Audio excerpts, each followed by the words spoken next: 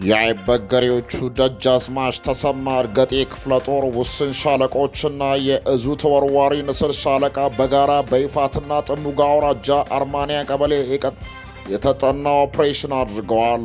የአማራ ፋኖ ብሔራዊ ንቅናቄ ሸዋ ጠቅላይ ግዛት አሳምነው እዝ ግዙፉ መሐመድ ቢሆነኝ ኮር አካል የሆነው አርበኞች የደጃዝማች ተሰማ እርገጤ ክፍለ ጦር ውስን ሻለቆችና ንስር ሻለቃ በአርማንያ ክላስተር አርማንያ ቀበሌ ሰፍሮ በነበረው የጠላት ኃይል 103ኛ አየር ወለድ ክፍለ ጦር ከሌሊቱ 10 ሰዓት ጀምሮ እስከ ጠዋቱ 2 ሰዓት ድረስ መብረቃዊ ጥቃት አድርገውበታል። አይበገሬዎቹ የደጃዝማች ተሰማ እርገጤ ክፍለ ጦርና ንስር ሻለቃ የጠላትን ጦር ምሽግ ማለትም ጠላት ሰፍሮበት የነበረበትን ኑሪያ አፋፍ፣ አርማንያ ገበያ፣ አርማንያ ሃይስኩል ትምህርት ቤት እንዲሁም አርማንያ ኪዳነ ምሕረት ቤተ ክርስቲያን አጠገብ በተመሳሳይ ሰዓት በመስበር የጠላትን ሙሉ ኃይል መደብሰስ ችለዋል።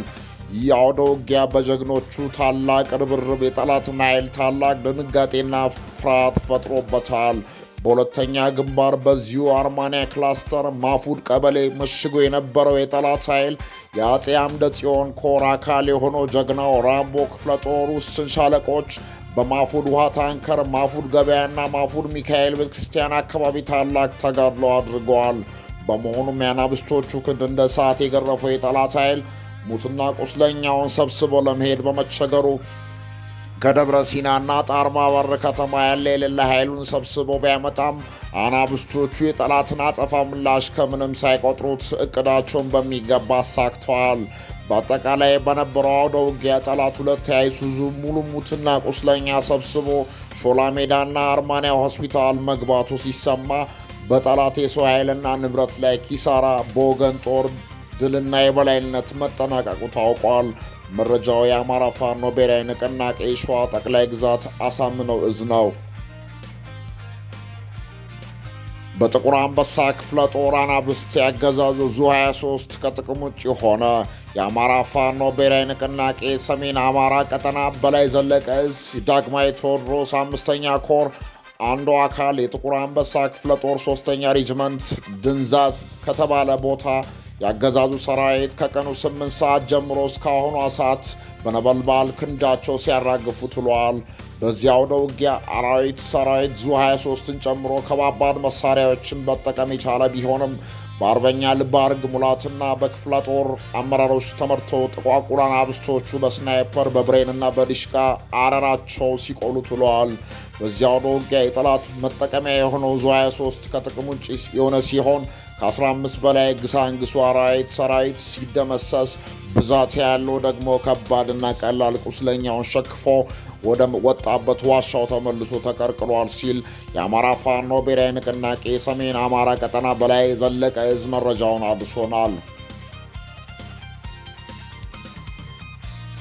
የአማራ ፋኖ ብሔራዊ ንቅናቄ ወሎ ቤተ አማራ ምኒልክ እዝ የ106ኛ ኮር ክንፍ የሆነችው 31ኛ ክፍለ ጦር ከዳዋንት ወረዳ ፈርጥጦ በወጣ የጠላት ሰራዊት ላይ የደፈጣ እርምጃ ወስዶበታል። ሐምሌ 22 2018 ቀን ዋላ ደላንታ ከሚገናኝ የዥጣ ድልድይ በረሃ ላይ 31ኛ ክፍለ ጦር 2ኛ ሻለቃ ደፈጣ በማድረግ በፋሽስቱ የብልጽግና ሰራዊት ላይ ውጤታማ ኦፕሬሽን ተፈጽመዋል። ከዳዋንት ወረዳ ከበባ አምልጦ ወደ ዋድላ ወረዳ ጋሽና ለመሸሽ ሲፈረጥጥ በነበረው የጠላት ሰራዊት ላይ ማሽላ ሆድ ተብሎ በሚጠራ ቦታ ላይ ዶግ አመድ ተደርጓል። የጠላት ማርከሻ የሆነችው የ31ኛ ክፍለ ጦር 2ኛ ሻለቃ በወሰደችው የደፈጣ ኦፕሬሽን ለቁጥር የሚያዳግት ያገዛዙ ሰራዊት ሲደመሰስ በርካታ ክላሽንኮቭ መሳሪያም ከፋኖዎቹ ክንድ በቁጥጥር ስር ውሏል ሲል መረጃውን የ106ኛ ኮር ሚዲያና ኮሚኒኬሽን መምሪያ አድርሶናል።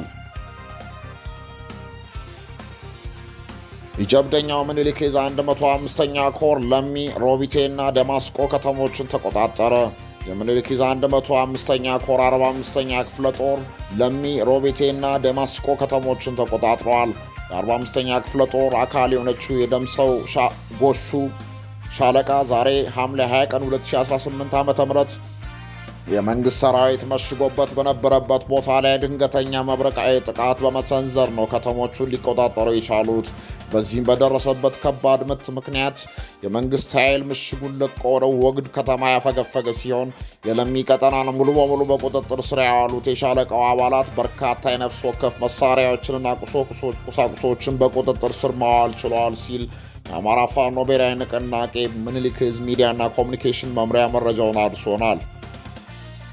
በመጨረሻም የአማራ ፋኖ ብሔራዊ ንቅናቄ በላይ ዘለቀ ዕዝ 5ኛ ኮር ታድሎ ብርሃነ ክፍለ ጦር ወንድማማቾች ብርጌድ ሐምሌ ቀን 2018 ከአይባ ወደ አዘዙ ሲጓዝ የነበረ አንድ ታክሲ ሙሉ ሚኒሻ የፋኖ ኃይል ልዩ ቦታው ደበቻ ሙቅጨታ ተብሎ በሚጠራው ቦታ ደፈጣ በመጣል አስደንጋጭና ዱብዳ በሆነ ምት እዛው ከታክሲው ላይ ሙሉ በሙሉ በመመታቱ እና በመማረኩ ተመልሶ አስክሬኑን ለመልቀም ከአዘዞ የተላከው የሚኒሻ ኃይል ግማሹ አስክሬን ሲያነሳ፣ ግማሹ በየቤቱ እየገባ ንጹሐንን እያወጣ ከ10 በላይ ገበሬና አቅም አጥሯቸው ከቤት የዋሉትን አባቶችን ጭምር መስመር ላይ በማውጣት ረሽኗቸዋል ሲል አርበኛ ሰለሞን ተሻገር ታድሎ ብርሃን ክፍለ ጦር ወንድማማቾች ብርጌድ ቃል አቀባይ ተናግረዋል። ለዛሬ ያዝናቸው መረጃዎችን ይመስሉ ነበር። አብራችሁ ስለነበራችሁ እናመሰግናለን።